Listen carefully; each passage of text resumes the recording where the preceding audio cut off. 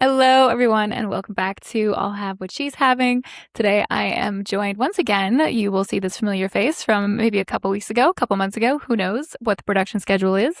Welcome back, Graham.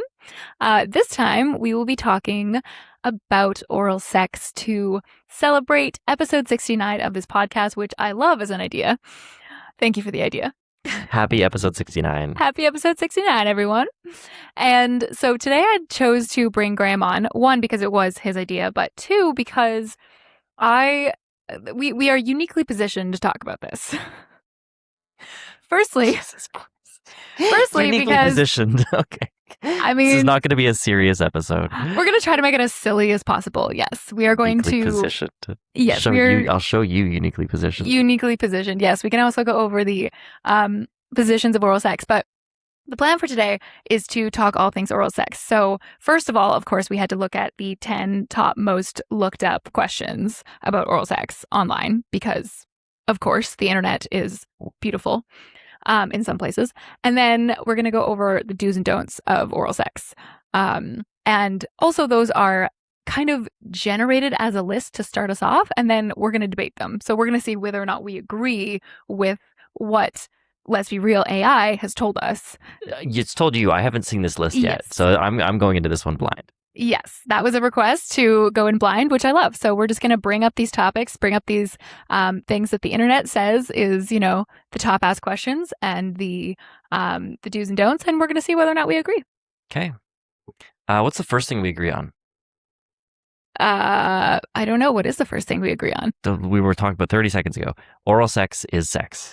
Yes. Okay. So before we get into it, we get up on our soapbox here. Yes. For a second. Well, so I really do want to touch in about that because I think a lot of people put oral sex into the category of foreplay, which I also don't like foreplay as a concept either. I think all of it is sex. Once you started generating sexual energy and you have an intention to enter into sexual acts together, I think you're now having sex. And I think calling it foreplay is a disservice. Yes, I think lumping it into a category as oral sex belongs in the category of foreplay and not as real sex really limits our ability to go deeper into that sexual energy. And I think that oral sex does have like a ton of potential to really drop in both from the giver and the receiver side and make it a full part of the sexual experience that can be intermingled with penetration, right? It doesn't have to be like, climbing steadily the ladder of like we were doing making out and then we were doing oral sex and then we're doing penetration and you then forgot hand stuff. Yeah. Okay. We didn't forget hand stuff. We just skipped over it. But yes, you're right. It doesn't have to follow a progression of like, this is slightly more serious. And then this is like, we're not going around the bases in high school and using a baseball analogy for getting to first base, second, third, fourth base. Like oral sex is a very valuable and wonderful part of sex. And that can be the entire experience. I want to take out the kind of thought of, oh, I was just giving him a blowjob. We weren't having sex. It's like, honey, that is sex.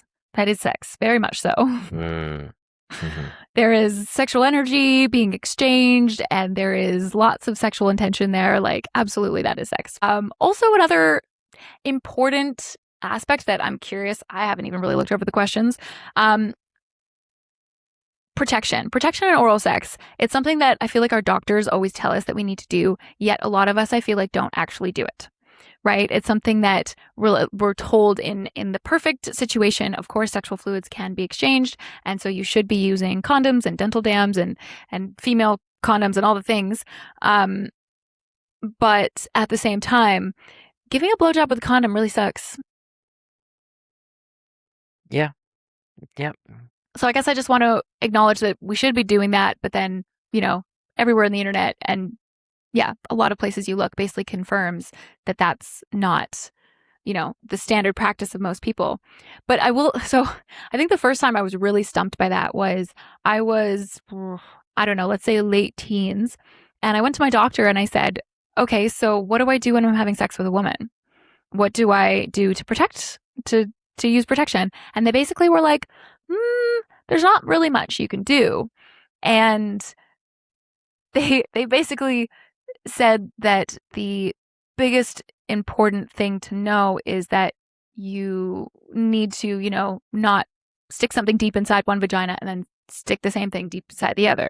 And that's where there's the highest risk of transfer is deep inside. And so with, P and V penetration and using toys, and, not cleaning and then not like that was the best way to protect yourself. And I was, you know what? I like that I got that knowledge from a doctor. That makes sense. Yeah. Sexual safety. Sexual safety. Yep. So that I felt like needed to be mentioned. And I will say, I think I have mostly just blundered along on the assumption that oral sex was generally a safer form of sex. And you know what? That might be a misconception that I'm dragging around that I should really update. Yes. Safe enough. There's no such thing as safe. There's no such thing as there is safer, but I don't know. Again, I like to tell that story from my doctor because that is straight from the horse's mouth. That is, to be fair, healthcare from, 12, 15 years ago now. So who knows if they're still saying that sort of thing. And I'm never going to tell you which doctor told me that, / I don't think I can remember, but it is slightly comforting that I was like, do I have to try to figure out how to work a female condom? And they were basically like, yes. And, yeah, I feel like there's certain practices. They're like, we should tell you this. And also we should tell you what most people do. Yeah. Yeah. And I think that the usual advice of, if you have open sores or open cuts on your hands or your mouth, or your genitals, those are, areas for fluid exchange, and you should be really cautious with those. You should know yourself, you should know your partner, or you should bury it. Yes, absolutely. That is not a full sexual safety conversation by any means. I'm just talking about, do we all have the same assumption here that, most people don't use condoms when they, suck a dick, but instead they know their partner, they've asked some questions, and if you really don't know them, maybe stick a barrier on it. Yeah. And I will reflect that I can feel myself wanting to skip past this part of the conversation, because sexual safety can feel unsexy and uncomfortable. But when I breathe into it, it's like, right, this is important, and it does let us get freakier. Yeah, right. It is a sticky part of it, and it's not the only sticky part of things. Yeah, exactly. It's the part before the sticky parts. But it's not everybody's favorite conversation. So the question is always how to make it sexy, right? How to bring in that fun negotiation to it. And find ways to bring it up in, times where things aren't heating up as fast, right? It's always, I think the worst is if things are already heating up and that's when you bring it up. Yeah, it's like, oh God, where's the condom? It's like, wait, we didn't talk about this. All right. So, all right. Question time? Yes, question time. So let's move on to the 10 most asked questions about oral sex. I hope these are frighteningly something. Okay, number one. Am I doing it right? No. Next question. So people are asking for reassurance on, am I doing it right? And so a lot of these questions are taken from Reddit or similar forums and kind of compiled by an AI and put into a list. So, people wanting validation that they're doing it right and the techniques and everything else. And so what should we say to that? Are you doing it right?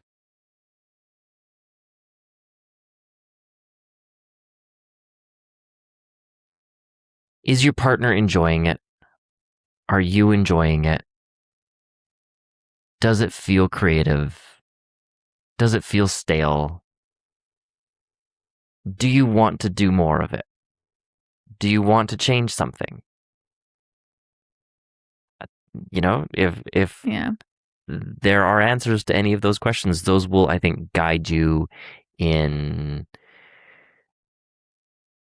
into doing it in a way that feels more right. Yeah. No, I think I agree.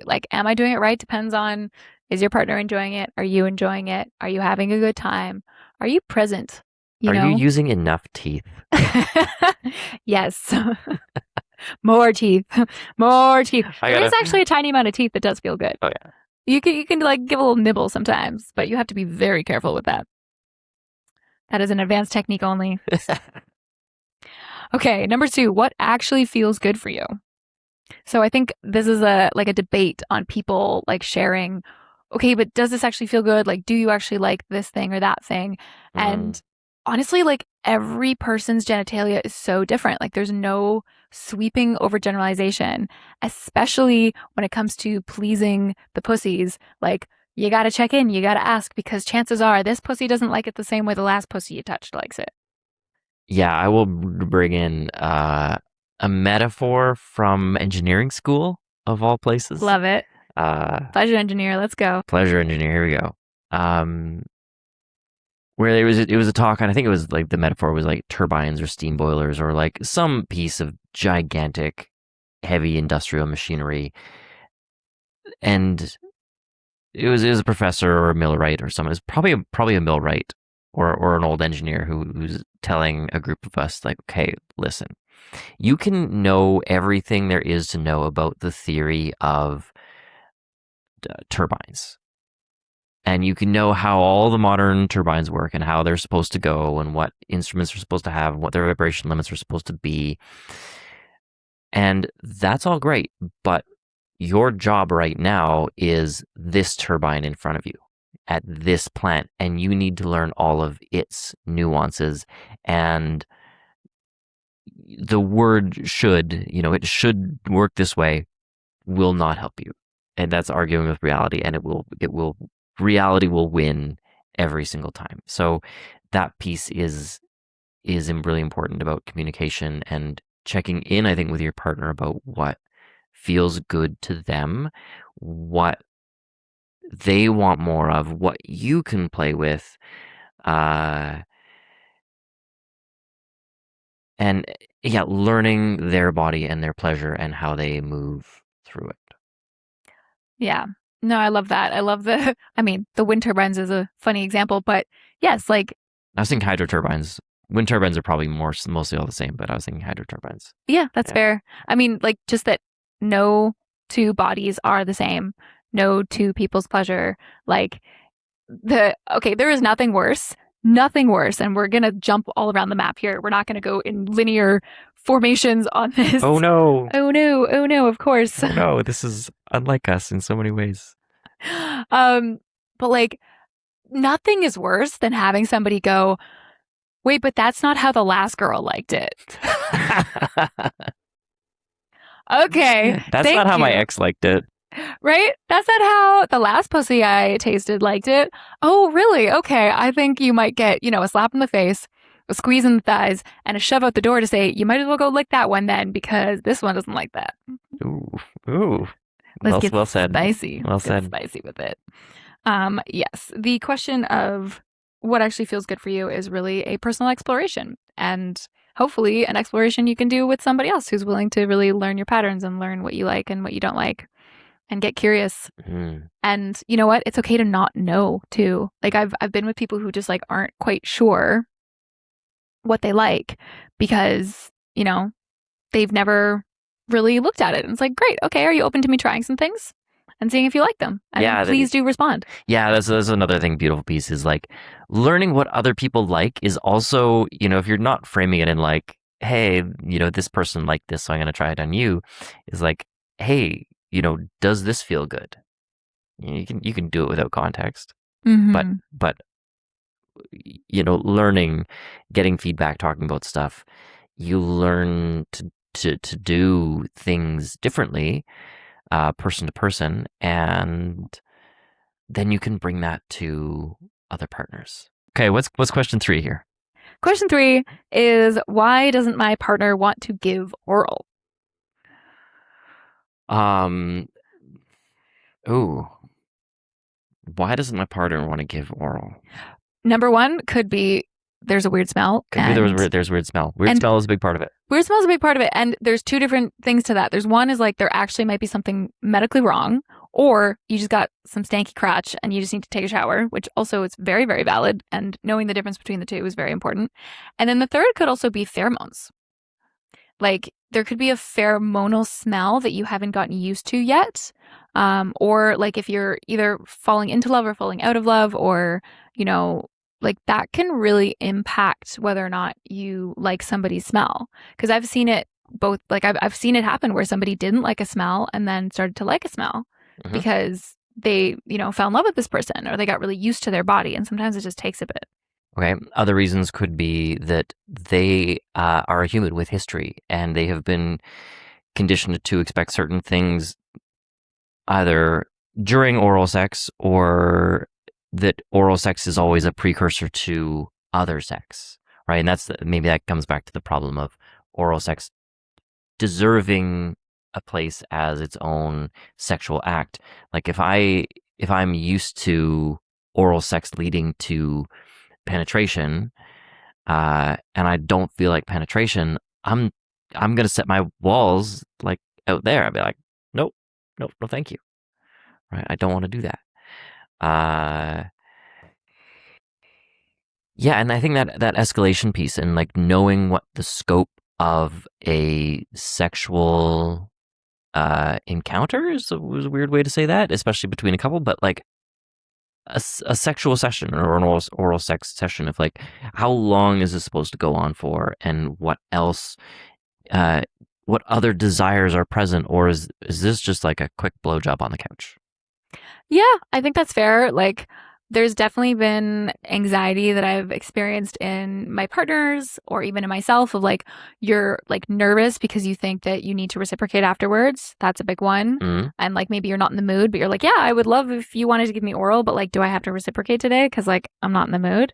Um, and knowing that you can talk about that, like, yeah, there's nervousness around escalation sometimes when you don't want it to escalate. Yeah, it can be right, like just a lack of communication around like where is this leading to? mm. Definitely. It could be there's frustration there because it's been goal oriented in your relationship or in that person's past relationships or past encounters, and they're carrying a lot of pressure of like this needs to get to somewhere, like this needs to get to orgasm. Like, can oral sex feel good without getting to orgasm? Yeah. Yeah, totally.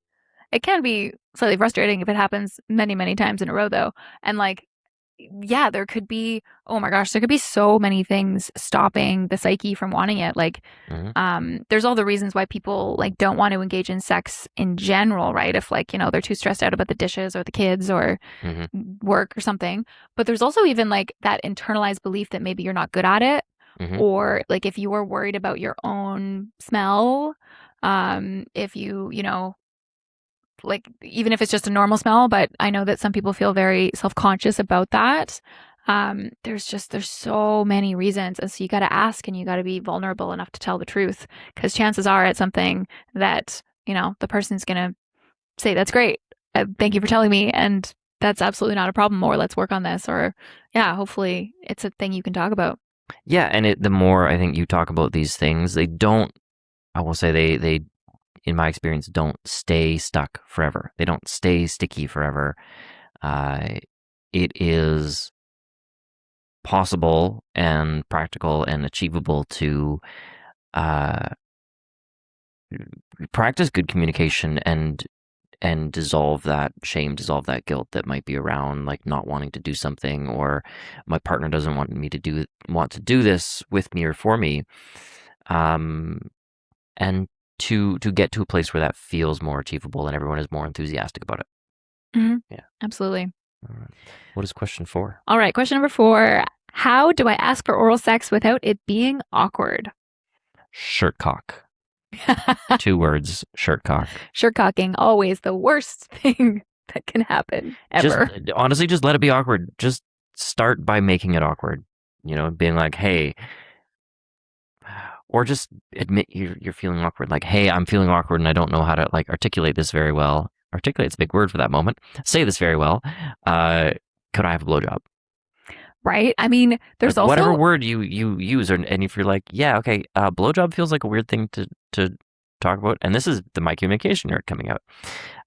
Maybe I want to use a different word. What are some other words we could use that feel sexier for oral sex? I think that's a big one for me though, is like like there's, going down on me and like, oh, okay. Sometimes that feels like a good slang, but it's also so imprecise. It's so like Mm. going down on me is the phrase that was created by people who were too afraid to say, I want to worship your pussy with my mouth. right? That is so much sexier, but also so much more vulnerable to say. I want to worship your cock with my mouth. I want to kiss your pussy. I want to kiss your cock. I want to taste. I want to make out with you. Yeah, I want to taste you. That's I a want to great taste one. you. I want to really taste one is one. a really good one. Yeah, that's a really good one. Yeah. Oh, I want to please you with my mouth. Let's rapid fire. My brain's smooth right now. I think the main question was, how do I ask to receive oral sex? I think just in general, I think it was like, I feel awkward about asking. Okay. Yeah. How do I ask for oral sex without it being awkward? So it is both ways. Like, we're talking about giving and receiving all the things. So it's, how do you say it? Like, if you are a little more on the shy side, there's nothing wrong with saying like, can you go down on me? Yeah. You can also just take their face and like shove it down there. Yeah, that can work. It's, aggressive, but it can also be subtle. It's not a subtle hint. No, I mean, just like grab their hair and like just shove it towards your I mean, it really depends on the relationship you have with this person. That really does depend on how you do the grabbing, how you do the shoving, and how your relationship is with this person. So yeah, caveat emptor right there. I want to also so we have this saying that we say between us, which is like, let's fuck this day in the mouth. We're bringing this in now. And I just this is something that go. Well, because like the first time you said it to me, I looked at you like you were insane. I was like, what do you mean? And I love what that, like the connotation that I love it when you look at me like I'm insane. Yeah. I mean, it's cute. This is how we talk to each other.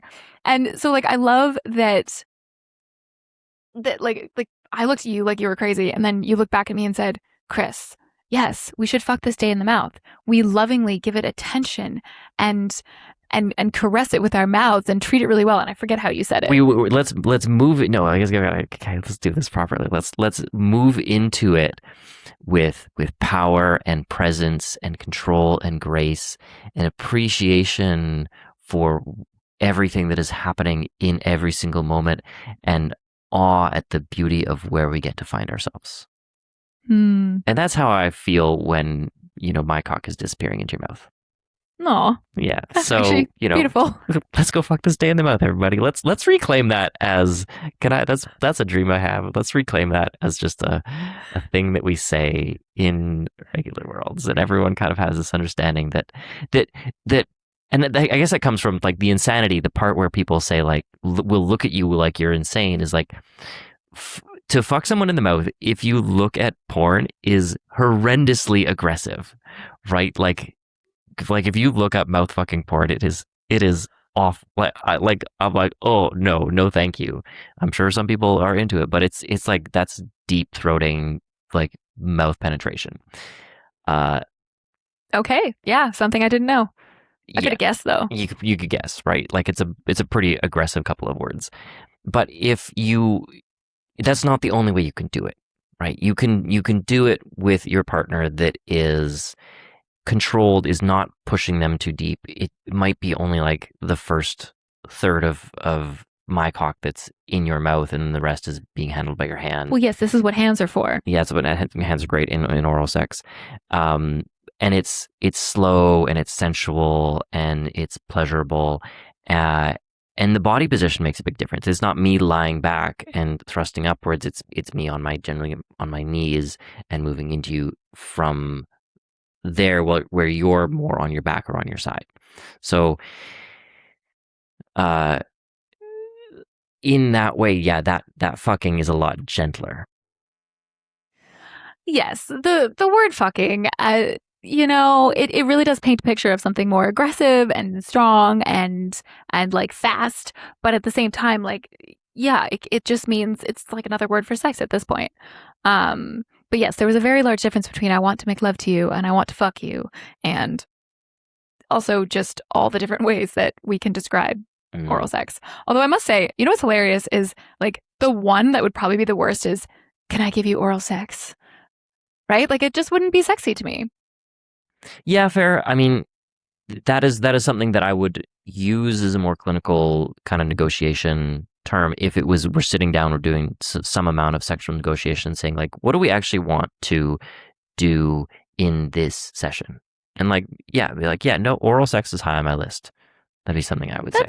You know what? That's fair. And like, even just saying the word oral instead of oral sex somehow makes that seem a little more sexy. But definitely I want to taste you, I think is top sexy saying. Because you can't, like, there's no other interpretation of that other than like, I mean, you could taste any part of that person's body, but like, they pretty much know what you're talking about. Yeah. Yeah. And, you know, I'll also say,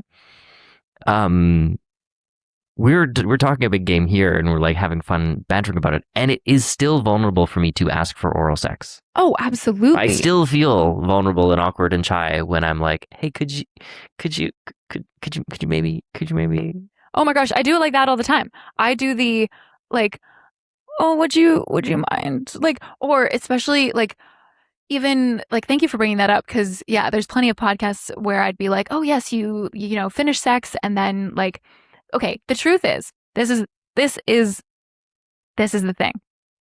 It is infinitely easier to accept somebody else's offer than to make a request. And by that, I mean, it is so much easier if the other person offers, like can tell, like if you're tuned into your partner and you know that around this time of the sexual session, that, you know, around this time of month, or just you can see it in their eyes that what they want is oral sex, you can offer it. That is a gift. That is such a big gift. And I don't even mean just start going down, which you could, but even better, ask them. Ask them if you can do it for them, because it's so much easier to just nod or say yes than to actually say the words, hey, can you go down on me? Yeah. Or because then you know that you're the one who, like, there's such a difference in the power dynamic. There's such a difference in like offering and accepting versus asking and having somebody say yes. Because there's maybe always that like slight little voice in the back of your mind that goes, did they actually want to do this, or are they just doing it because I asked them to? Like you want, like honestly, we all just want to know that the other person is enjoying themselves too. And one great thing you could do if you are offering your partner, like saying like, hey, do you want me to go down on you? Do you want me to worship your pussy with my mouth? And they say yes. You can keep talking about that. You can keep asking questions and be like, are you going to enjoy me, I don't know, like using my teeth ineptly when I'm down there? Are you going to enjoy the feeling of my unshaven, scratchy 5 o'clock shadow? This is getting less sexy by the second, but you can reinforce that 1 or 2 times. Is also a beautiful offering to just let them hear what it is that you're looking forward to enjoying about the act of giving. Yeah, like just because you're down there doesn't mean you can't talk to them. And also, I mean, I think one of like something that I think a lot of people enjoy is the eye contact. Now we're just jumping around to random stuff, but yeah, eye contact. Firmly in the weeds here. I mean, it's all about oral sex. This is what this episode is about. We're going to go on many tangents, but they're all going to be about oral sex. And no, they aren't. Yeah, I guess most of them will be. Okay. But yes, eye contact is something that is frequently asked for, that I've found that it's so vulnerable. But again, there is that like deeper connection. It just is like pulls me into presence of just like, look at me and enjoy what I'm doing to you and like be fully here. Yeah. Anyways, we could get into do's and don'ts and likes and dislikes, but let's move on. What's the next question there? Let's move on to the next question. In the same category, is it normal to not like giving or receiving oral? Ooh, absolutely. Yes. Yeah. Yeah. I think it's totally normal. I mean, it's your preference, right? Like you could not like it or like it or find it hard or find it like that you don't like it with this particular partner, or maybe you find it disheartening because you haven't managed to make them come that way, or there's so many reasons. And it's also normal to want to find it sexy and not find it sexy. It's normal to want it, but not want it at the same time. I'd also say though, like it is normal, and that is something you can work with and work on. So with a qualified sex coach. yes, Yes. give me a call. But no, like it's very, very normal, and it's not something you have to sit with and accept as your reality for life if you don't actually want it to be. Mm-hmm. Right. And I think like I really try to walk that line between like everything is okay. It is normal to be the way that you are. And if you don't want to stay that way, you don't have to. Yeah. And when I was 19, when I was half the age I am now, there were a bunch of things that I did not enjoy then that I do enjoy now. One of them is dancing, right? And this is maybe an easier analogy, but dancing used to scare the crap out of me, and I used to hate it because of that. I used to feel like I was doing it wrong, and that I looked stupid, and I had all these other stories going on in my head. And a few years ago, I started making a deliberate effort to dance and enjoy dancing and to find the pleasure in it and not allow the unwelcome thoughts to drive the bus for me. Yeah, I think that's a really good analogy. And you know what it brings up for me is so when I was a teenager, having some of my first sexual experiences with my very first boyfriend at 17, so me and my friends would talk about something that we called the fear of cock. And we even labeled it FOC. And this was the fact that we were like, yeah, put it inside me. That's great. But I don't want to touch it and I don't want to look at it. And so we were very much like weirded out by cocks, and we were totally fine with engaging with them in certain ways and not in others because it was too intimate. It was too right there. And so with that in mind, I might also suggest doing something like cock worship or pussy worship or other practices like that, or massage, like genital massage.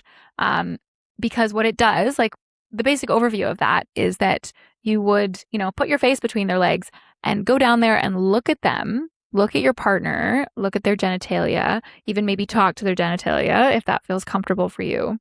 Or massage them gently and touch them gently in ways that aren't trying to stimulate pleasure, but that are looking to just get familiar with them. Like there's so many times where we go so fast into stuff and we don't actually spend time looking and appreciating. And like, I know I've talked about this before and I'll talk about it again, but like the level of intimacy and the level of comfort you can get from just spending time going down between your partner's legs and staring at their genitalia is so wild, because like all of a sudden both people feel more comfortable. Like I've had this happen where I start crying and I just start feeling so comforted by the fact that like I feel so seen. And like I know I've had partners tell me that they like understand vaginas more after being down there, and like they could see so much of like the personality and the beauty and the curves in it, and like there's a love and appreciation that can be developed that way. Mm-hmm. Yeah. Spending. Yeah, I think that's a big one. That the intimacy of the seeing and the intimacy of being seen, and then that element of just practice and exploration, and practice like a true beginner who's not trying to accomplish anything. And that is looking. Looking is not going to accomplish your partner coming. I mean, not all the time, but sometimes. On a rare occasion. I'm going to say rare occasion, but it's, if your partner is not aroused, just going down between their legs and looking at their genitals is not going to bring them to orgasm, right? It's not going to get much done, but it will do a lot for you to just like see, what you are touching with your mouth. Yeah. Notice the curves and be present with it. And yeah, it's an important thing to acknowledge that like if you don't like it, why don't you like it? And how can you, like, do you want to try to like it? Do you want to try to please them in this way? Because I'll say it is tremendously rewarding. It can be tremendously pleasurable as a giver, right? Oral sex can be pleasurable to have the feeling of a cock inside my mouth, or the feeling of my face just like pressed into a pussy, or just the feeling of like me letting go and feeling fully connected to my partner through like that mouth on genital connection and dropping all the way in. And a huge amount of that pleasure is the mental, emotional, psychic pleasure of dropping in and relaxing and just like letting the sexual energy have me for that moment while it has my partner as well. And I enjoy oral sex a little bit less when I'm, up a little higher in my level of consciousness and I'm thinking about the motions that I'm making with my mouth, and I'm not as aroused by the act. So I enjoy it less when I'm not as aroused by what my mouth is doing. But then when I let myself get aroused by what my mouth is doing, I enjoy it a huge amount more. Yeah, absolutely. And I've been like working on, because you can like rewire the things that turn you on, right? And so I've been really working on rewiring like how turned on I am by giving a blowjob. And it really is a fun and interesting practice to see like how close I can get to orgasm by giving oral to someone else. And yeah, I mean, being in your head, especially as a woman, is such a common thing when it comes to oral, and like having, oh my gosh, I think one of the most common thoughts that I've had and that I've heard others saying is like, am I taking too long? That fear, that deep, deep, deep fear that as a woman you are taking too long and that they will stop before you have come to a satisfying point of conclusion, or before you've asked them to stop, because their mouth is sore, their jaw is sore, their tongue is sore, like, and I totally get that. And something that I really need to check in with a partner about is always like, are you open to like really getting me there? Are you open to really, getting into this, and checking in with them that they are like ready and comfortable and able? Cause like I've also had partners like literally have to come up for air, like just, and like, cause they're all phases in there. So, you can drown them, you can squish your legs around them, all that stuff. Yeah. Yeah. Okay, next question. So, how do I make it feel better / last longer / be more pleasurable? Slow down. Yes. Slow down. Slow down. Slow down. Just slow all the way down. All the way down. Don't work too hard. Your job, one thing you can change, one thing I think a lot of people can change is to go from a mentality of like, I'm going to suck this cock, or like, I'm going to lick this clit, or like, I'm going to make this person come, to doing it. Oh yeah, we're going to do it. Doing it softer and gentler and slower and in like a worshipful, almost devoted way, that you really get to, you don't have to work too hard. Yeah. And if you're not working too hard as the person giving oral sex, you can last longer. The whole experience can last longer. You can pay more attention to your partner's pleasure. If you're going down on a man, you can dial things back a little bit when you notice that they're starting to get a little hot and heavy. You can spread the pleasure out. You can move it into different zones of their genitals. You can use their whole body. Yeah. Right? Like, don't just touch the genitals, touch their legs, touch their chest, touch their heart. Oh my God. Give them a little choke at the same time. Like, just like, your mouth is one place and you have two hands. Use them. Yeah. Yeah. So I really think, slowing down, spreading it out, is gonna do so much for any oral sex session. Yeah. Absolutely. Slowing down is like the top recommendation for all sex, but oral sex included. Like, don't have a goal, like have fun with it. Like, I remember you saying the other day, like, I mean, oral sex is really just making out with their genitals. And like, it kind of is. Like, your mouth is down there, you're having fun, like, try different things, play around with it. Like, you don't have to do the absolute favorite thing of your partner. You can tease them. You can go slowly.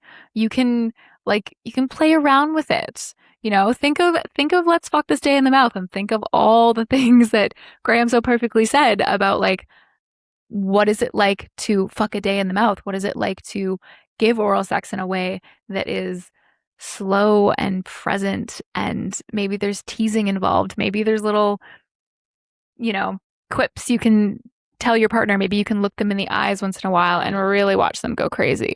Maybe you can encourage them to make noise.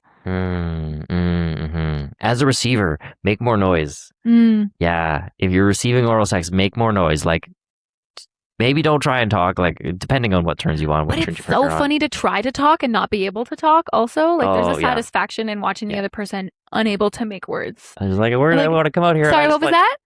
Sorry, you were trying to say something? You keep going. Right, but you're through, as a receiver, through your breathing, through the sounds you're making, through those little moans, they don't have to be incredibly loud, but they can be communicative. And I mean, maybe this is a little bit of my neurospiciness coming through, but like, I kind of enjoy not having music during sex either. For sometimes yes, sometimes no, but sometimes it's like really nice to just drop into like, what are all of the sounds that our bodies are making in this, and then I get to share how I'm feeling just through what feels like the natural expression of pleasure through sound. What was the original question? We got way off topic on this question. Oh, yeah, but that's great. That's what the whole questions are about. Like, let's yeah. All right. Next question. Can you get STIs from oral sex? Ooh, I want to say yes. You want to say it? Yes. Yes, you absolutely I want the answer to be no. I want to say we're all immune to STIs and it's a miracle. That'd be great. But yes. You heard it here first, you absolutely folks. can, but we talked about it earlier. But yes, you definitely, so like, interesting to, like, obviously there's certain ones that you're more likely to get through oral sex, certain ones that you're not. And by certain ones, I mean, you know, like STIs and stuff. And then the protection is recommended. But then interestingly enough, AI came back with, but not always commonly used in practice. Like, yeah, that's basically what we're hearing across the board, is that it's not a commonly used practice, right? Like, blowjobs with a condom are unfortunate. They are lackluster. I would honestly rather give a super high quality hand job without a condom, without using my mouth, than I would offer a blowjob with a condom. Unfortunately, that's true. And you know what? That's part of the wheel of consent. Like, this is not something I'm interested in just because of like the texture or the taste of a condom. I don't have to do that. We can negotiate other ways to be in pleasure together. Absolutely. It's all an exploration. Right? Like, if that's a no to your partner, then like, okay, yeah, let's talk about different things, because I don't really want to suck on a condom. But yes, there is. And I think it's just interesting to know and to internalize that of like, okay, if most people aren't doing this, then let's just think about what that means for us and our perceived safety when we are engaging in sex with more than one partner. Okay. What question are we at now? 8, maybe? I mean, it's funny because 8 was, do people actually use protection for oral sex? And this is a very Reddit specific question, apparently. And let's keep moving then. Again, the answer was some do, most don't, but they probably should. All right. Yeah. Okay. Number 9, how do I deal with insecurity, taste, smell, performance, and body? I think we've already really answered this one. Communication, play, exploration, relax, be bad at it. If it's worth doing, it's worth doing badly. You will get better if you talk about it and practice and say, what can I do differently? Yeah. You know? Absolutely. Yeah. And yeah, use even more just teeth. Use more teeth. Yeah. I mean, the performance aspect, I think, is just check in about it not having to go anywhere. I think that's the number one thing. And I've seen that really make a huge difference, where it's like, I want to make sure that we both understand that there's no like orgasm expected here. And that allows it to be a play space instead of a goal-oriented must-have orgasm space. Right. And part of like getting better at oral sex is getting better at oral sex together. Like, the first couple times, I mean, maybe the sort of third or fourth couple times that you have oral sex with a person, there might be a lot more talking to say like, okay, what you're doing now feels really good. It feels like you bring more attention to this area of my body. Um, can you try this for me? And like, oh yeah, that feels good. But to slow down, be less goal oriented, and to actually have like communication back and forth about what is working, what is not. What are you doing right now? Because yeah, what are you as the giver doing right now? Like, because that feels really good. And then Mm-hmm. they might say, oh, I'm using my fingers in this way, or like I'm using my fingers and my mouth together, or something. And learning that together is like really cool. Yeah, absolutely. And like as somebody who's recently tried to like isolate the different movements and actions that somebody else is doing down there, like it's really hard to do as the receiver to actually pick out like, well, what are you doing with your tongue and what are you doing with your fingers and what is happening? Because sometimes it's just you're just kind of in this space of pleasure where you just have no idea what the other person's Yeah, doing. you're just in this bath of pleasure. Exactly. Yeah. You're just whoosh, you're just awash with it. And so yeah, it's an experiment. It's a conversation. It's yeah, I've even had to like reteach people. I've had to be like, okay, what you're doing is absolutely not working for me. And this is where noise is really important because your noise and your like your pleasure noises as the receiver will always indicate to your partner whether or not they're actually doing the right thing for you. Like, don't fake it. Absolutely don't fake it. Make sure that you are being very honest with those noises, which allows them to correct for things. And also, don't really don't pretend you like it just because you liked it last time and you want to encourage them that this is the right action to do, even if it's not the right action today. Like, be so honest with yourself as to whether or not that is right for you today, because that is the beauty of all people and especially pussies, that the thing that worked yesterday might not work today. And I think bringing it I will all say cocks are the same. Cocks have the same caveat. yeah, Yeah. okay, that's fair. And like the same like the back to the turbine example of like you need to meet this person with fresh eyes every day Mm-hmm. in every single aspect, especially when it comes to the intricacies of oral and pleasing your partner. Zen mind, beginner's mind. Absolutely, always. Okay, and so the last question of the 10 most asked questions online about oral sex, is it supposed to make someone orgasm? And Sometimes, yeah. I mean, if that's the goal, yes. yes. And yeah, it can like It might because not be the person you're going down on. uh, I don't know where that came from. Might be some random on the street, just like gives a really loud shout, and you're like, oh, that orgasm went astray. yes, that's definitely how orgasms work. That's totally how orgasms work. Yep. Yeah. Yeah, I mean, I think again we've already talked about this, but it's not supposed to. It's not supposed to. No. It's just it's a very common side effect.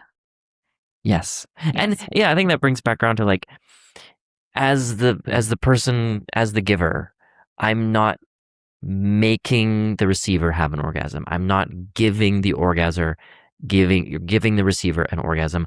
I am creating the conditions for the receiver to and you as a receiver for you to focus on pleasure and to build into orgasm from there. And one thing that you have taught me, that our sex together has taught me, is that I do so little. I have so what I am doing has so little to do with your orgasm, and it might be 30%. And what your internal focus, your internal headspace, your experience of your own pleasure is the other 70% of the orgasmic state. And I will also draw a line, I think, between orgasm and climax. Oh, absolutely. Yeah. Yes. What is your line? I'm curious. Climax is like that kind of thing, and orgasm can last a lot longer. Orgasm can feel like that, and it goes on for a long time. It can feel like an orgasmic state, even without being like a full climax. It can really, I would just say, orgasmic state is just like a deep state of sustained pleasure. Yeah. And I mean, my definitions would be that a climax is like almost like a measurable thing where it's like, it's Mm-hmm. this step, then this step, then this step. And an orgasm is when you are thrown off the side of a cliff and you really don't know what it's going to look like, what it's going to feel like, because every orgasm is different. Mm-hmm. And orgasm is when you fully let your mind and body go and you step into an altered state of consciousness. Yeah. Yeah. And there we're even drawing a difference between like orgasm and orgasmic states. Yeah, absolutely. And like that's Yeah. what like a full body orgasm is like it feels different, of course. Like some people question whether or not they've had a full body orgasm because it feels different. But the truth is that of course it's different. It's different when you orgasm in your asshole and from your clit and from your cervix and from your tits and from your full body. And like it's always different. And you are entering an orgasmic state, which is, pleasure and a mind shift and an expansion. Mm-hmm. Yeah. One thing I'd say on the like touching on the piece about how, the receiver is the one really giving themselves an orgasm and the giver is simply making that experience possible and kind of almost like holding space. Like I absolutely agree that like so it was within our relationship where I switched from having what I would call like maybe just climaxes to proper orgasms in like a whole different way. Like I look back at all the orgasms that I thought I had or that I was having before us, and I think, holy shit, that was nothing compared to where we were able to get to together. But the truth is that I was getting there, right? I got myself to that place, and you were holding space, and you were doing quite a good job. Absolutely. Thank you. Quite a good job on a podcast. There's only so much I can say on the podcast. We get pretty explicit, but we do hold it back just a tiny bit. Quite good, yes. Yes, quite good, quite good. Thank you. I think the other day I said gracias, mi amor.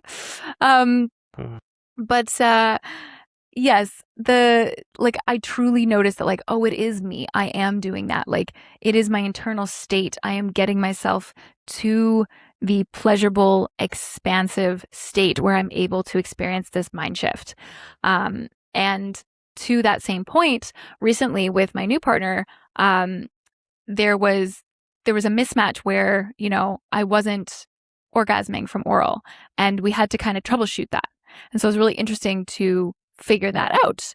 And what we had to do is go kind of back to the drawing board. And I actually had to request, some worship. I had to request some just slowing down and looking at her and going really, really slowly and kind of meeting her again. Because what had happened is that there had been only a couple times really where there was a mismatch between what he was doing and what I needed. And that was enough for me to get too nervous for him to experiment, for me to seize up every time he tried. And so just because I had one or two experiences where it was a little bit too rough or not really quite the right thing, all of a sudden my body is reacting to him. And I'm a very reactive person, but I'm a very sensitive person, but it was able to be retrained. It was able to be and all it took was all of a sudden I felt comfortable. All of a sudden I felt oh, he's respecting my body. He sees my body. He understands the level of sensitivity that I have. Okay, I can trust him again. And it was all in my mind. Whole thing. I think that segues us nicely into what are some major do nots in oral sex, either in pleasuring a cock or pleasuring a pussy.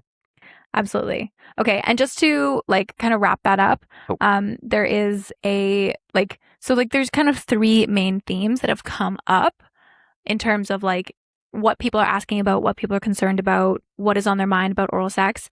The first one is performance anxiety.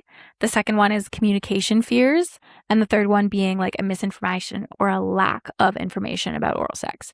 And so thinking about whatever's going on with you, if you can place it into one of those categories and think of, some of the lovely things we might have said that might offer you comfort or even just entertainment. All right. Biggest mistakes people make with oral sex. Okay. We might have things to say to this. We might not, but let's see. It's a whole, I love that it's just coming up for us. It's great. It's like we're being interviewed. Okay. One, treating it like a technique instead of an experience. Yeah. Mm-hmm. Yeah. Yeah. right? Like, again, cannot apply a technique to a person's body. It doesn't feel good. no. It is communion with a body. I'll never forget. I had that exact experience. Um, I was with my partner, and like one of my girlfriends had been like, "Oh, touch right here." So it was like right underneath like the hood of the penis, like on the back, like facing him. She was like, "Oh, there's this one really good spot." It's actually a really good spot. It is a really good spot. But turns out, in this particular man, he had gotten a piece of his penis hooked on a fence when he was young, and part of his foreskin had ripped off. And so he'd been semi-circumcised by force. And yes, most men make very scared faces when they hear that. And but it happened when he was young-ish, not baby. But anyways, so I of course tried this after my friend told me, "Oh yeah, this is a great technique," and so I'm all proud and excited and I'm trying it out. And he's just looking at me afterwards and he's like, "So, Kris, that part of my penis is numb." I'm like, "Right, right. I knew that. You told me that story, but I wasn't thinking about him. I was thinking about this technique that I wanted to try." So, don't look at Cosmo. Look at your partner. Yeah. All right. What are some other major do nots? Major do nots. Okay, going too hard, too fast, too soon. Yes. Mhm. Yeah. Both cocks and pussies need time to warm up and get hard and wet. Get wet. And yeah, expecting to apply pleasure to a cock and have it get hard for you instead of like applying safety to a cock and allowing it to come into its own hardness. It's like those are very different things. I love the way you said that. Same with any genitalia. Yeah. Offer it safety, offer it slowness, offer it understanding. Like, there is so much intelligence in this part of your body. It knows things that your brain does not. Right? Just like your gut, just like your heart, it knows things that your brain does not.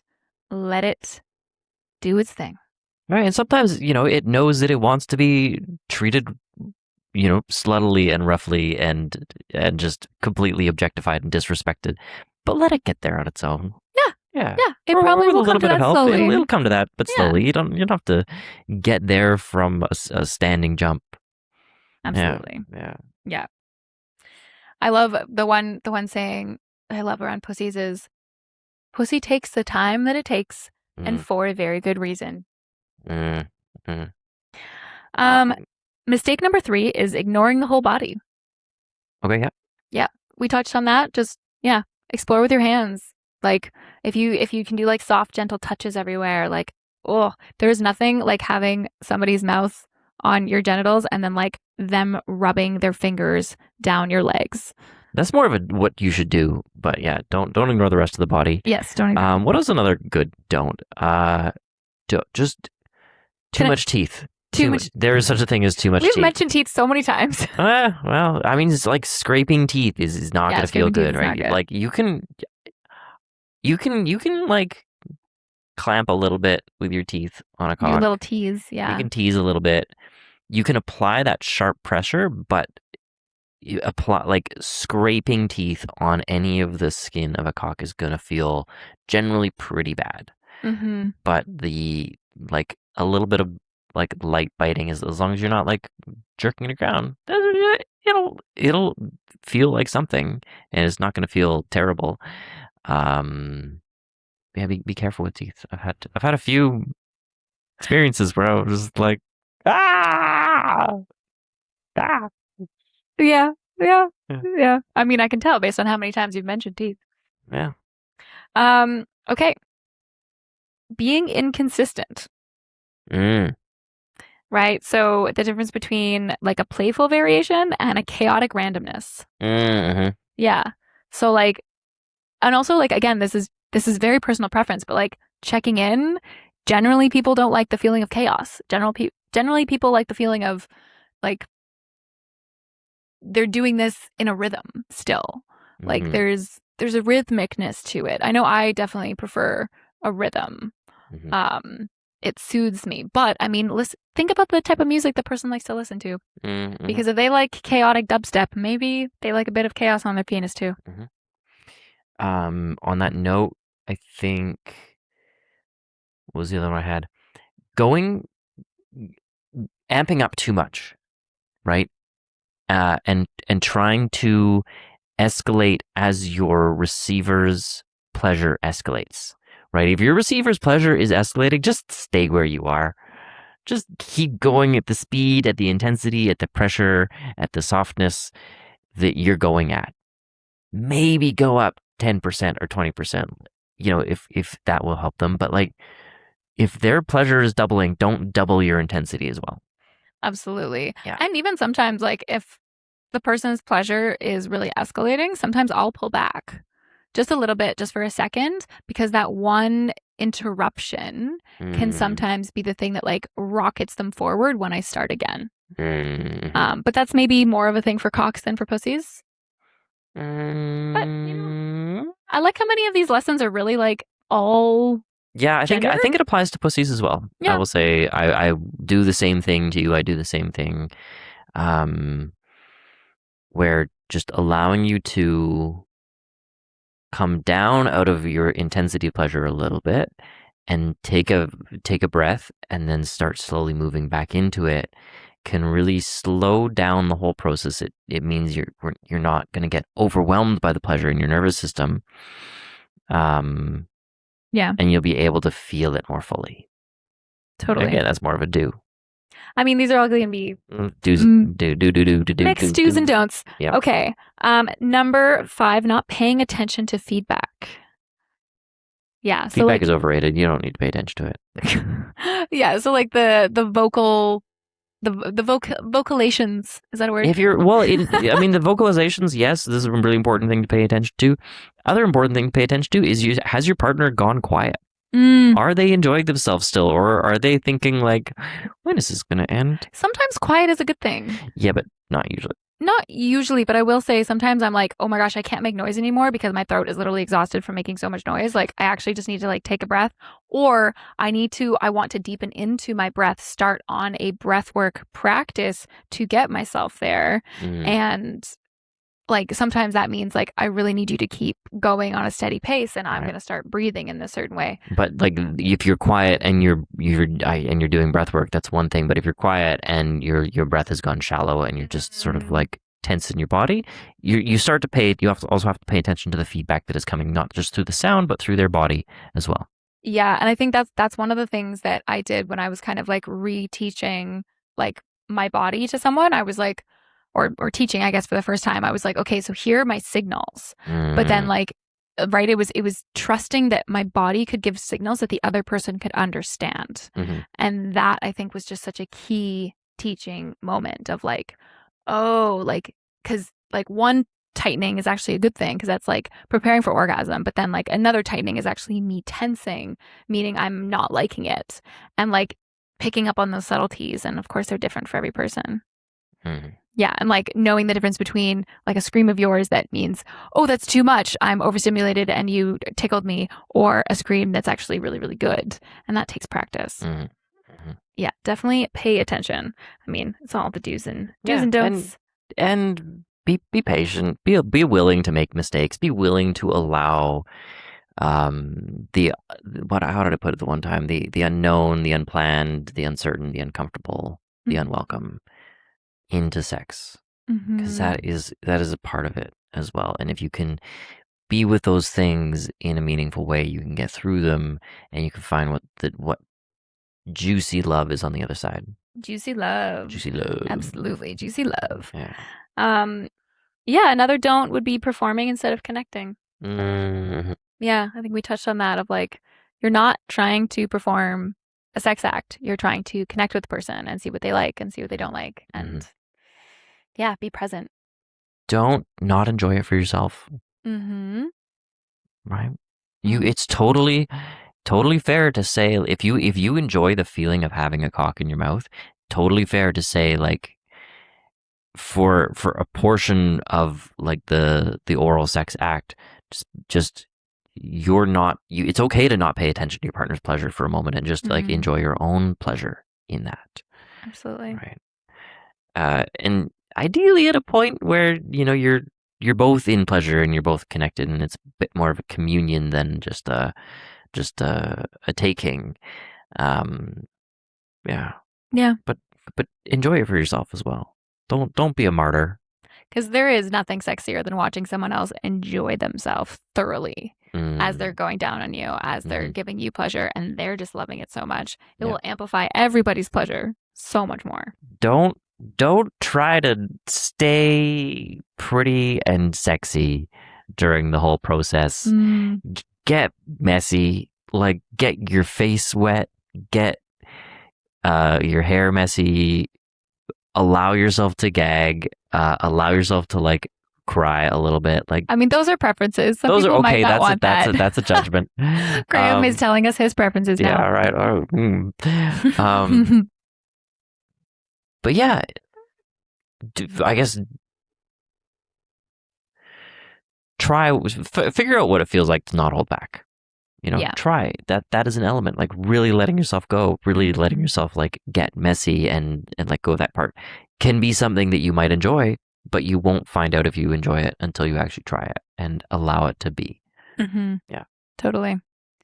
Yes. Don't be afraid to state your preferences, to figure out what those are. Don't be afraid to get messy. I definitely was like, I had to like check in because there's certain preferences too that you don't necessarily have. Like do I don't know. There's certain things though that like so many people have enjoyed or that, particular partners have enjoyed that all of a sudden I now really love doing because like spit, I think is one of them. Like where I wouldn't have been like too much of a spitter on it to like visually have spit go on it. And then I don't know, I just, especially with you, like you liked it so much that I was like, you know what? Yeah. And then now it's sexy to me. And now I'm like, yes, I do want to. Yeah, it's amazing how much stuff can start to be a turn on once you've had it be a turn on for your partner enough times. And you just start, exploring different ways of being. Yeah. Okay. It's another one. Skipping communication before, during, and after. We talked about that. Carrying shame or discomfort into it. Yeah, so that's very similar along the lines we were talking about. Like, don't, like,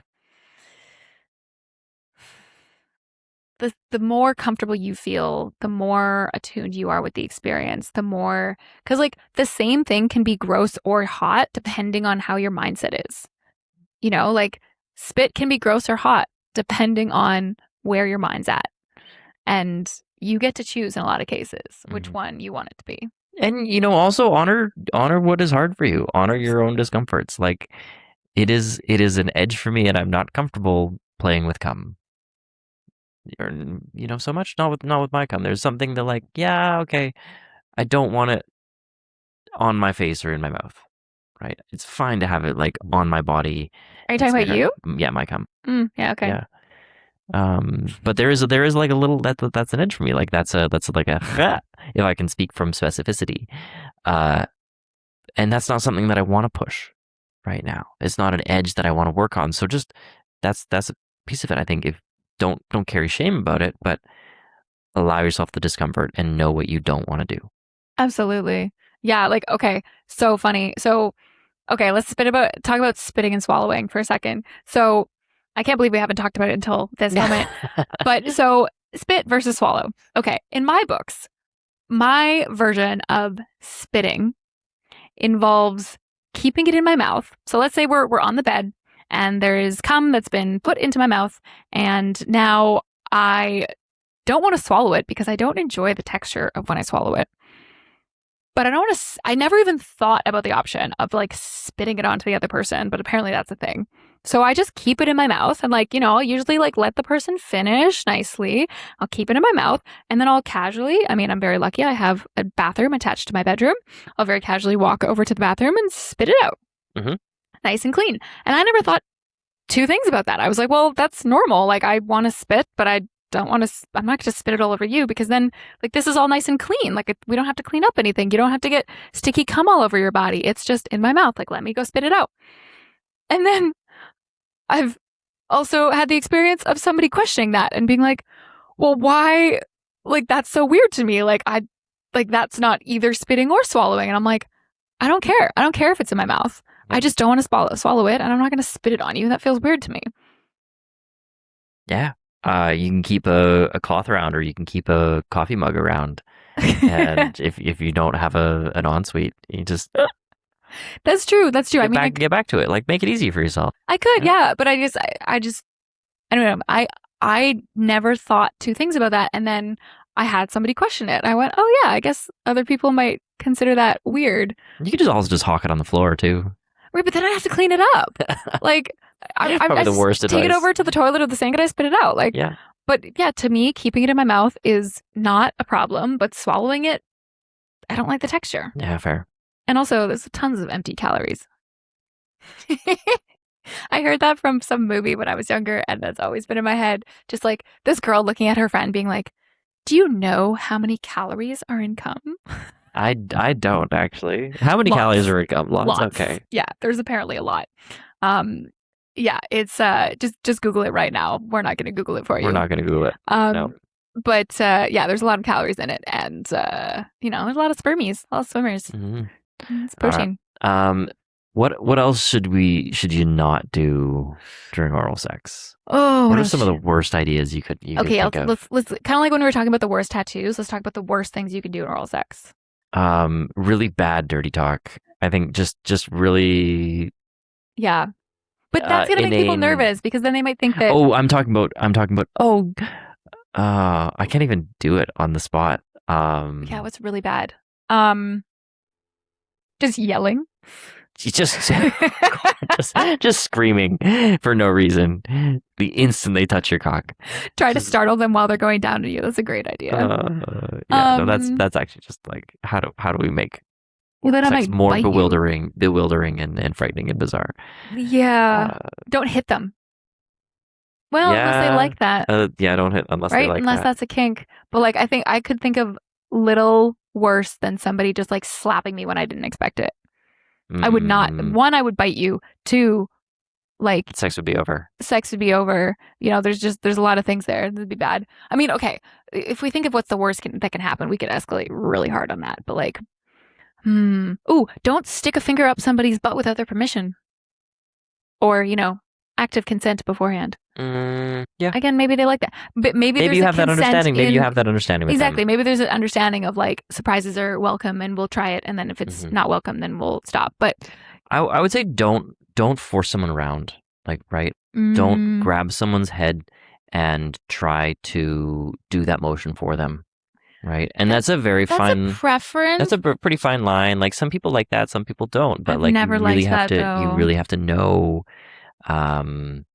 what your partner is into and the degree to which they actually might enjoy it. Yeah, no, that one's a really tricky one, especially if it's like you're pushing somebody into deep throating or something. Like that's such a personal preference. Yeah, I wouldn't jump to that as like an automatic option. No. Yeah. Yeah. Anything else on the nose? That's all I can think of at the moment. Okay, let's move to the yeses. Okay, I don't want to read from a list for the yeses. No, I think like okay. It's not about reading from a list. It's about like I like that this starts us off on good spots. But we can do our yeses and then see if these yeses agree. Okay. How about that? Okay. Okay. And these are the things I think people don't think of enough in oral sex, and I'll give my list first. Okay. This is just coming from up here and from down here. Number one thing that has improved how I can give oral sex is adding like a single finger, and this is for pleasuring pussies, adding a single finger like just at the entrance to the pussy. So it's sort of just inside the folds, but not all the way in, like not entering the vaginal canal at that point. And that's an incredibly sensitive area that just having a little bit of presence there generally feels very pleasurable, but it also brings me into attunement with the body of the person that I am pleasuring. And I think that gives me a better connection to what is going on. And it's also like a proprioceptive reference point of like, okay, where is this and where am I? And so I would say like that is one huge yes to most of the women that I've done that with. And then the other one is just that the vaginal entrance, like that external area before you're getting inside, is very, very sensitive on a lot of women. I think a lot of women or a lot of men like try and skip past that, and they don't necessarily like allow that as an erogenous zone, because it is like you're right there, and it's so inviting to go deeper. And there are so many juicy bits and like erogenous zones further up the pussy, further up the vagina. But that one just has so much there. And like for so many women, there's like that spot plus the clit, and just really gentle, slow, like wet stimulation there, very soft stimulation is a winning combination. Yeah. We'll go winning combination. Yeah. Combination. Combination. Yeah, no, I really like that. I mean, I really like that.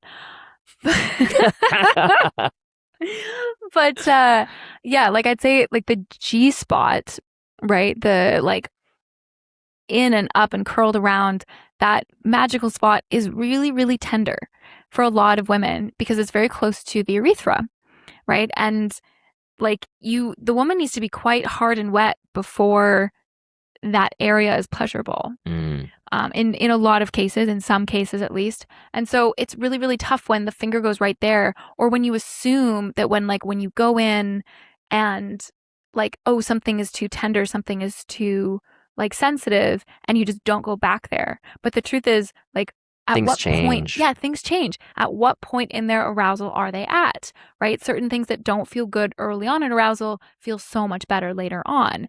And so it kind of sucks when it's like, okay, but now I want you to go back to that spot. Like now is the time, but not before that point. And so I think with the G spot, just like hold off until later. And then yes, to add to what you said about like the entrance, absolutely. Yes, I am a huge proponent of that.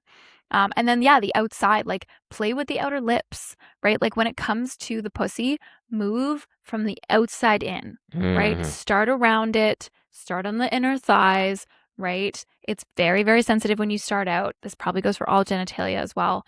And then like slowly move in, and don't ignore areas. Don't skip over, right? Like they love it when you slowly like let them know that you're there and present to it, and play with the lips. Like I remember really expanding somebody's view on pussies when I just basically said like, take your palm and like rest it over top of my pubic mound. Like just rest it there and hold me. And that turns me on. Like it really does. And it's such a gentle and beautiful and erotic way to say, hey, I'm here. I care about you. It's like your hand giving a hug to my pussy. Like it's so good. And like, and even just like as you start to experience, my lips will start to open, right? Because like, I mean, it depends because everybody's lips are very different. But in a lot of cases, right, when the woman's vagina becomes erect, right, like the vestibular bulbs, the erectile tissue that's on each side of the vaginal opening will start to get hard and wet, and so they'll engorge. And so you'll notice, and like it's also really important to explore the vagina at different levels of arousal, and to know like, oh, this is what it looks like when it's like 20%. This is what it looks like when it's 40%. This is what it looks like when it's 60%.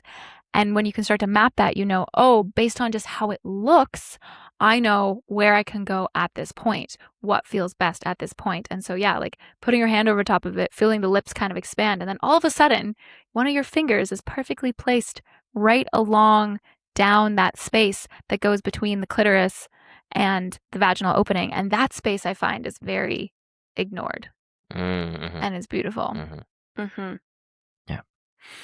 And that like that one finger can turn into like a few fingers that are just sort of playing up and down that central line, you know, clit to vaginal entrance. Okay, other things, getting very soft with my mouth and lips and figuring out how to be soft and be softer. And it's partner's preference, but it's also I've gotten a lot of feedback that like, or feedback from a lot of women that like they feel too sensitive, or sometimes they feel like it is too rough, right? And that softening and the slowing down and being really attuned to it, sometimes even just being almost in complete stillness with the mouth and the pussy together can feel really amazing. Mm-hmm. Yeah. So that's one of them. There was another pussy related one that I had. Give me a minute to think about that one. Okay, can I talk about other things while you're thinking about it? Yeah. Okay, let's talk about cocks too. So what do cocks like? From our joined experience. I love that we have all the perspectives. We have both pleasured all the things, but we have particular experience and expertise with the opposite genitalia, and then we obviously own our own. So, I will say, okay, well, one thing that my cock particularly enjoys is getting away from the head of the cock and down the shaft towards the base of the cock, and then into like there's a huge amount of like erectile tissue that leads from what you would typically describe as the base of the cock all the way back to nearly the anus. Yeah, right? the perineum. The perineum. So like go into the taint, get amongst that. That feels really good. I'll never forget this one comedian who was like, "The way to a man's heart is through his taint." Yeah, it's the taint is amazing. It is underplayed. It can take a lot of like really broad pressure or whatever your human likes, but it's for me it's one of those areas that feels really pleasurable, but is not gonna like drive me to orgasm. It's not gonna make me feel like I need to limit my pleasure so I don't come. I can like really open up to that area because it's not going to push me over the edge. Yeah, absolutely. Thank you for bringing that one up. I was gonna say, don't ignore the balls. Don't ignore the balls either. Same. Right? I mean, some men will definitely communicate to you that they do not like their balls being touched, and that is absolutely great. Thank you for your communication. But there's a lot of men who really want their balls to be touched, and they don't get touched enough. And it's a softness. And you also like so I've learned this from cock massage in particular. You can look up testicle massages and cock massages online.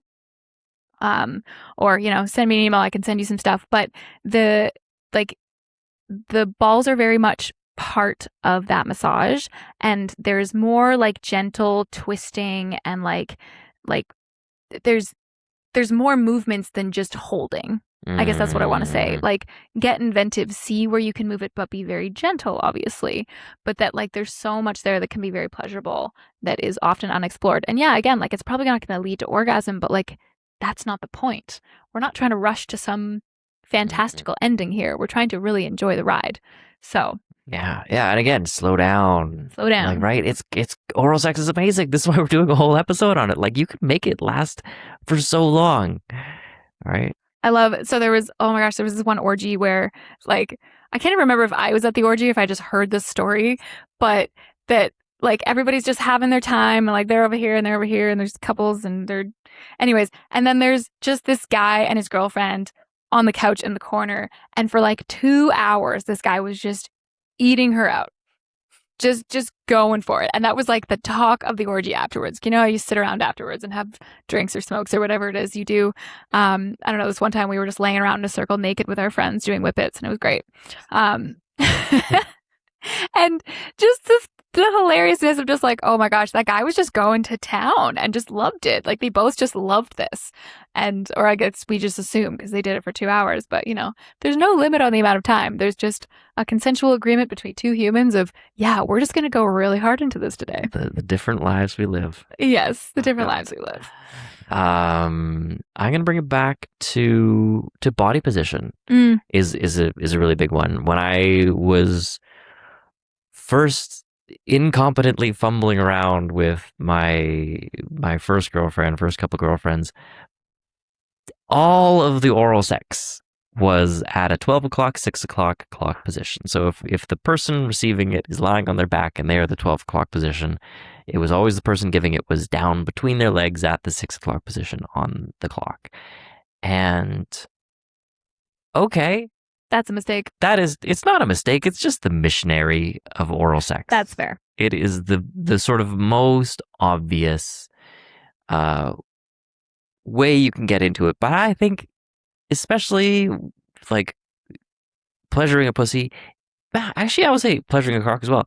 Those are some of the least ergonomic body arrangements you can think of to engage in oral sex, right?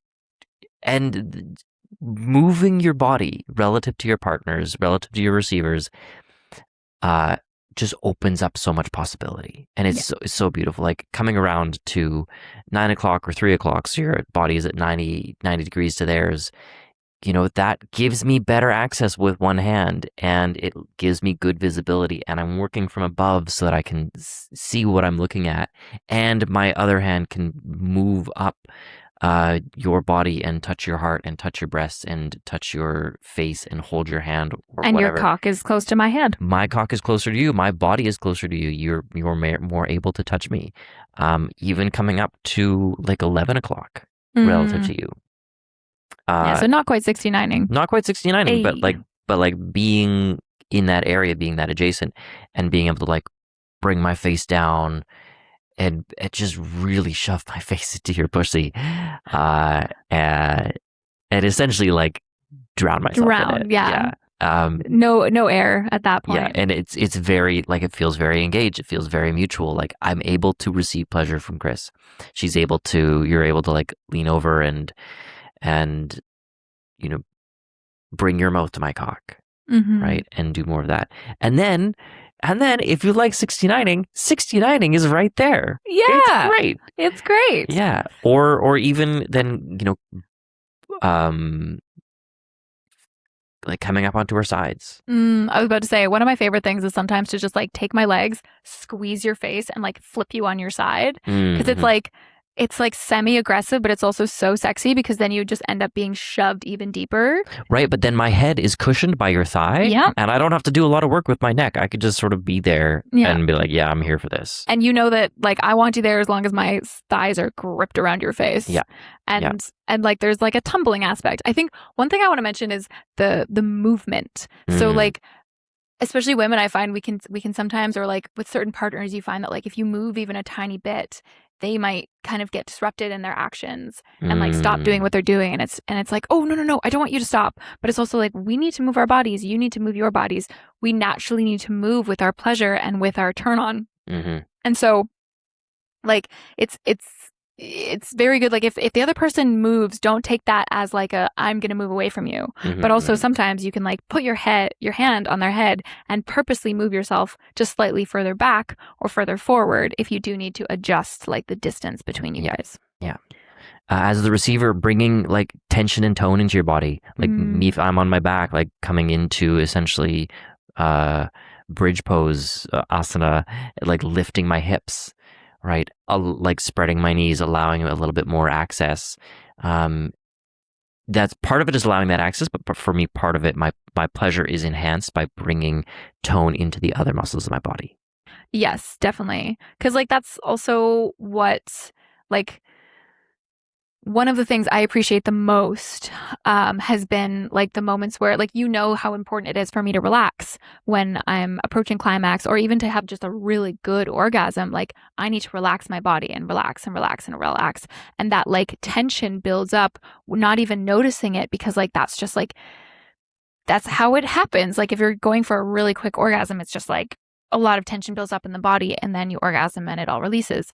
But that's not usually the best orgasm. The best ones are when I'm completely relaxed, and that means like the pleasure can flow and isn't constricted. And so you've had moments where you just kind of like stop, look at me, and you just say, relax. And that's not any sort of condescension. That is like, exactly what I need to do. And I do appreciate the reminder, and that invitation to relax is huge. What else is really good? Body position for pleasuring a cock as well. The body position, it can change. Like you can come around to 90 degrees. Honestly, one of the better ones, like depending on how your cock angles, is how like having me lying on my back and having you kind of like spooning my left side, right? So you're head is almost like on my iliac crest on my left. For those who don't know what that is, basically he's saying it's the bony bit of your hips. Of your pelvis, so like pelvis. My head as the giver of a blowjob is like basically leaning up against his hip. So I'm like lying on his hip and his cock is in my mouth because his cock curves that direction. Yeah. And it's just like lazy in a way, but it's relaxed.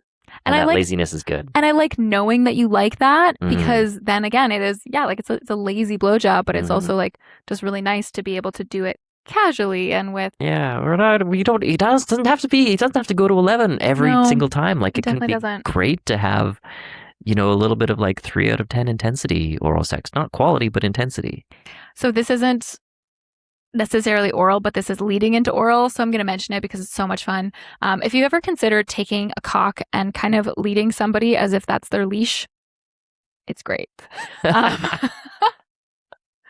So like, let's say if you started sex in the living room and, you realize that maybe you should move it to the bedroom because maybe one of your roommates will get home. Who knows? Or, the window's kind of wide open and your neighbor's in their living room too. And anyways, for whatever reason you decide to no longer do it or you just want a bed at that point instead of the couch, highly suggest taking this hard cock, putting it in your hand, and then walking the other person as if it's a leash because that is such a power move. It really is. Yeah. And it can go from, one position with it in your mouth to another position with it in your mouth. I feel like the standard of like, I don't know, somehow in my mind when I was a teenager, especially, the standard of blowjobs was like being on your knees down in front, right? And there's all those like idioms about like get on your knees and stuff like that, right? And I think at a certain point I kind of steered away from that. And then now I'm like, I really love that. I really love the like surprise blowjob when you get on your knees and you just kind of like, the standing should not be overlooked either. Standing as a way to start. I don't particularly like it as a way to finish because I find that you can't finish with as much intensity because you can't let go of every muscle in your body. But I do really like it as like a tease or a first step. Yeah. Yeah. So yeah, positions. Experiment with positions. Definitely a do of oral sex. Yeah. And I know I've said this before, but slow down. Slow down. Slow down. Slow down. I think that's... And get soft, right? Like do less, I think. Also like work less hard during oral sex. Like if you're like, I've been giving it for 3 minutes and my jaw is exhausted, you're working too hard. Right? You slow down. Like those muscles, like I'm sure take practice to build. They do. They do. But you don't have to be like reaching your tongue out to stroke something. You can be kind of opening your mouth a little bit more. You can be using your lips. You can be kind of opening just the softness. It's not so much the tongue. I think it's the wetness and the softness and all that deliciousness. Right. Like honestly, if there's one comment I would have for most men, or for most people who pleasure pussies, it's, oh my goodness, please relax your tongue. And if you don't know how to relax your tongue, practice. It is a muscle just like any other muscle in the body, and you can practice what it's like to relax that. You know when it's tense and you know when it's soft. Practice moving it while it's soft, because for some of us, for us tender cookies, we like it soft. Please and thank you. I had something else there. Do we want to look at the list at least? Just like read it off? Give me one more. Okay. It was on the tip of my tongue. Just a second ago. The tip of your tongue? Yes, I know. The tip of my tongue.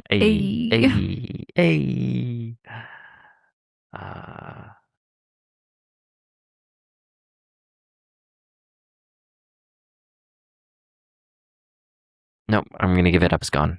Okay. Yeah, it was the best one though. Oh, well, of course it always is. Let me know if it comes up later. Okay, what does AI, Reddit, LLMs say? Let's see what the internet says, what actually makes oral mind-blowing. Okay. Number 1, anticipation. Patient. Yeah. Yeah. I like that one. Like I think that plays into what we were talking about of game. Like mental game. The mental game, when does sexual energy start? And when do you like slow down? When do you speed up? When do you like tease that you're going to do it? Like, oh, there's nothing better than like telling someone you're going to do it, Mm-hmm. and then like making them wait a couple hours for you to actually do it. Yeah. And so you're like waiting and waiting and waiting. Yeah, like saying I'm looking forward to worshiping your pussy with my mouth tonight. Exactly. Yeah.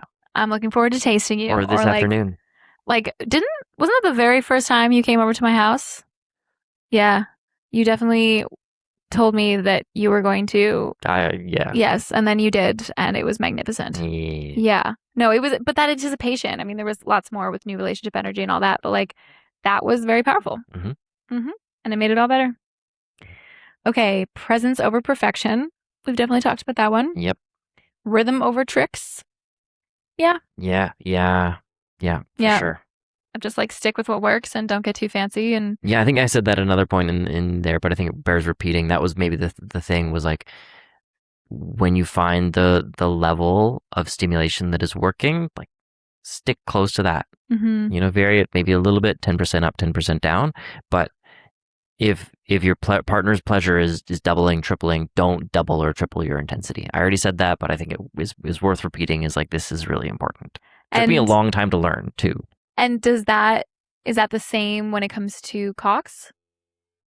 Ooh, yeah, I can. Okay, yeah, it can go either way. It can feel really good to have a long, drawn-out orgasm that kind of, I want to describe it with a graph or something, but that feels like it. You're like coasting along level, and then you just fall off a cliff into orgasm, and that's that like long, slow stimulation where your partner is allowing you to find your orgasm in your pleasure by being in your pleasure for a extended period of time, and it can also feel really good to have that ramp up quite a bit and like come into really intense stimulation. And sometimes it's really intense stimulation, and sometimes it's not.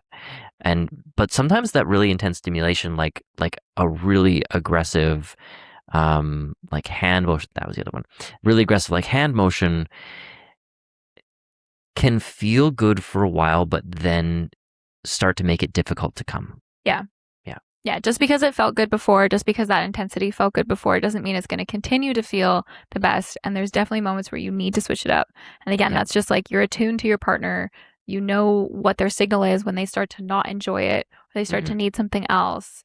And also, like, don't be too strict about it because, yeah, like we said, like, if, like, it's not really your responsibility. Like, your partner is the one who's experiencing this. And more often than not, if an orgasm or climax isn't happening, it's generally because they're in their head.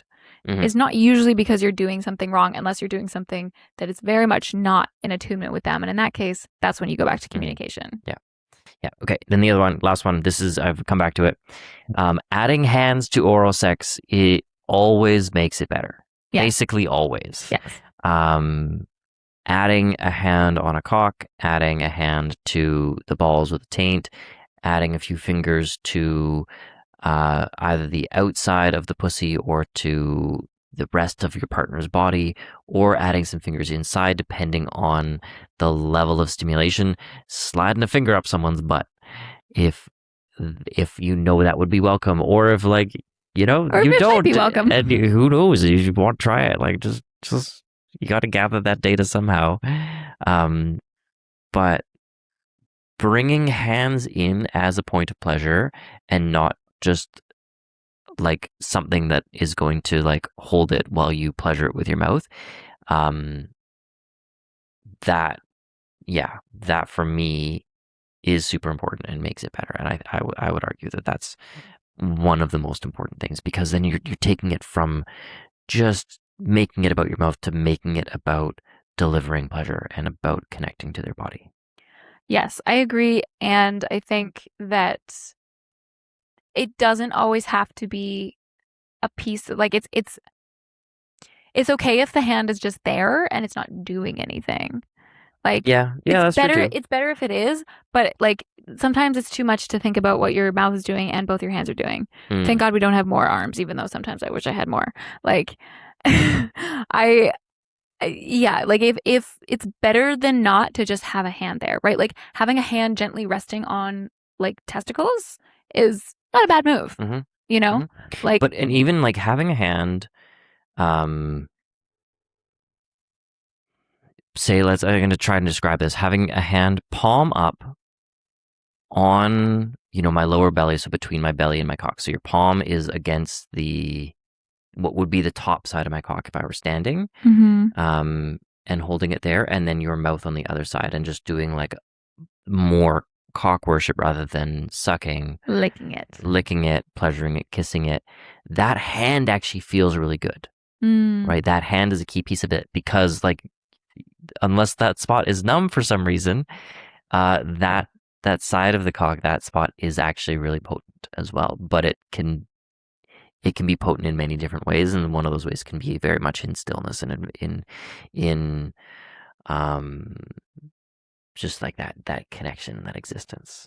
Right? Like, it starts the second that any piece of you comes in contact, right? Like there is nothing I love more than hands slowly going up my inner thighs and my pussy starts to know that something is coming, but that it's not there yet and that it will come into contact and then like teasing me and going around it and yeah. Mm. Okay. Well, this conversation has been very long. I have no idea how long it is, but I'm pretty I sure hope it's 69 minutes. My I my goal, we don't know, but I I'm think it's I'm going to be praying. over that, I'm honestly. praying.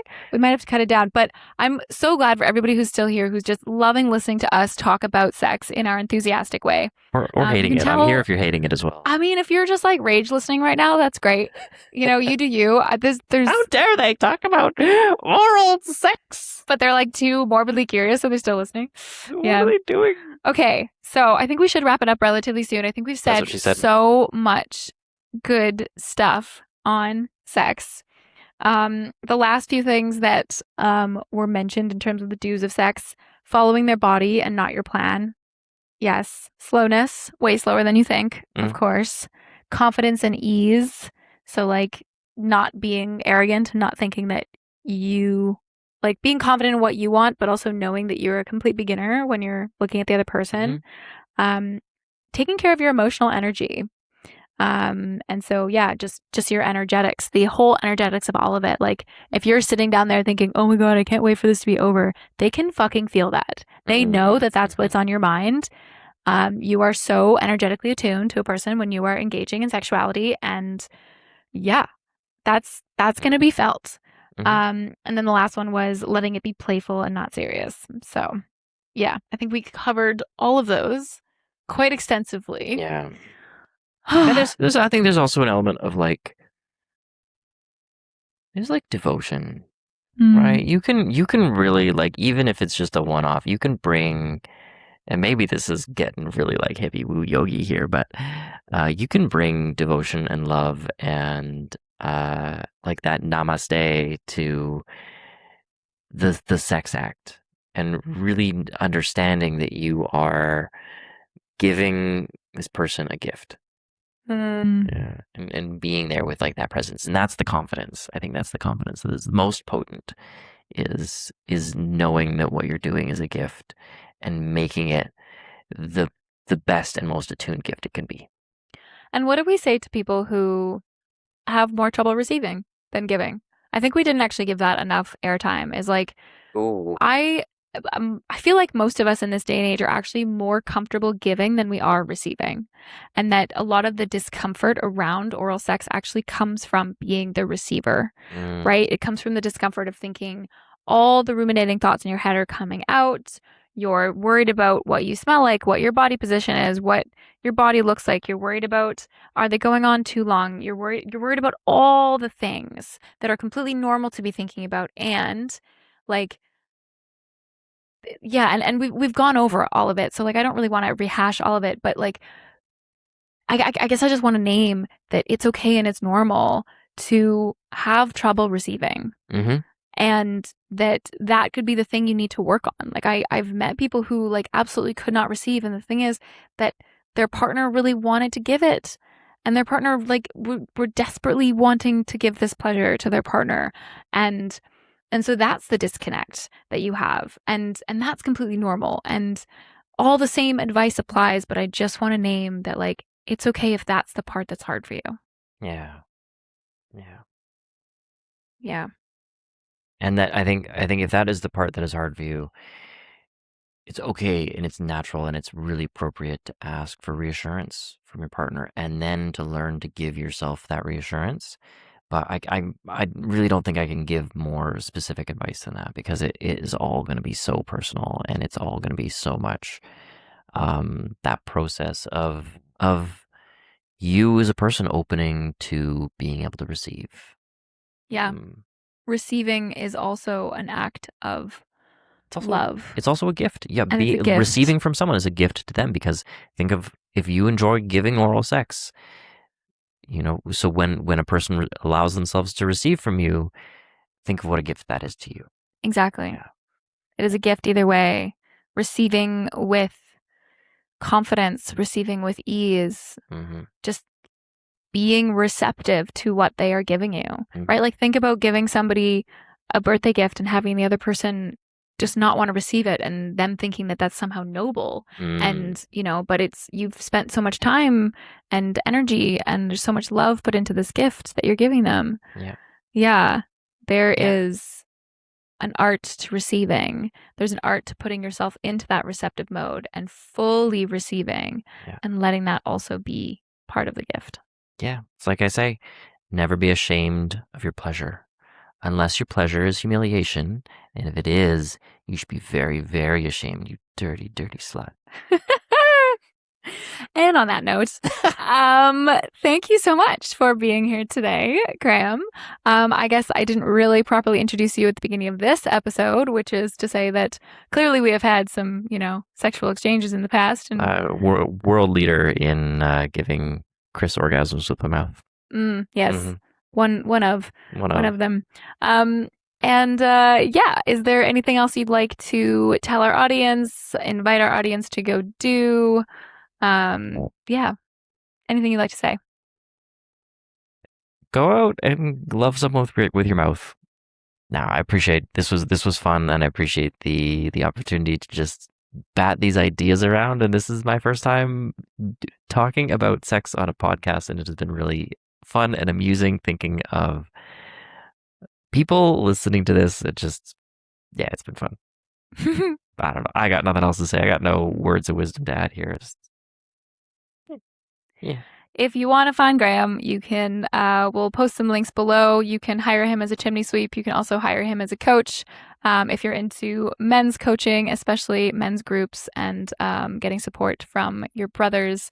That's all stuff that Graham does. I'm going to promote him for him. And All right. grahamzell.ca is my website. And we're recording this probably a few weeks before this actually comes out, so I don't know what is going to be on there at that point, but if you go there, I can promise you there will be some cool stuff that you'll be able to get. All right. Well, thank you so much for this very lovely conversation. And that has been our very special episode 69. Have a good one.